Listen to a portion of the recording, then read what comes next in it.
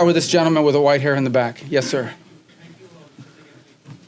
Ask you about Gaza. U.S. wants Pakistan troops to be in Gaza. Has U.S. got a consent from Pakistan that they will be sending their troops in Gaza for peace building and peacemaking? Yeah. Well, look, in fairness to all the countries we've talked to about being and having a presence on the ground, I think they want to know specifically, what the mandate, what the specific mandate, what the funding mechanism looks like.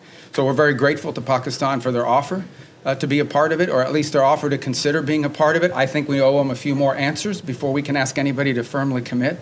But I feel very confident that we have a number of nation states acceptable to all sides in this who are willing to step forward and be a part of that stabilization force. And certainly, Pakistan is key if they agree to do so.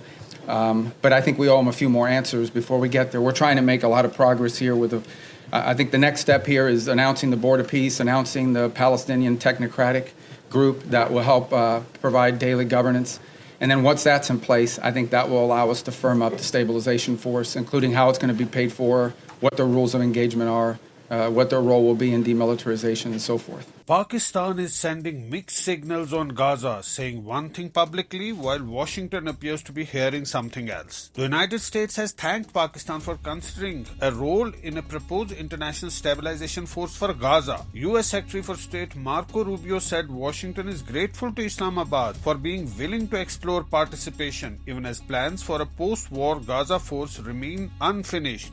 But Pakistan's public position tells a different story. Foreign Minister Ishaq Dar has clearly stated that while peacekeeping may be considered, disarming Hamas is not Pakistan's job. A core requirement many fear could define the mission. Behind the scene, the US is pressing allies as part of President Trump's Gaza ceasefire blueprint, which includes an international force and a so-called Board of Peace to govern the territory after the war. The contrast is striking. Publicly, Pakistan draws red lines. Diplomatically, the US is thanking Islamabad for its openness. Whether this is careful diplomacy or calculated duplicity, Pakistan's Gaza messaging highlights just how fragile and unresolved the international plan to stabilize Gaza remains.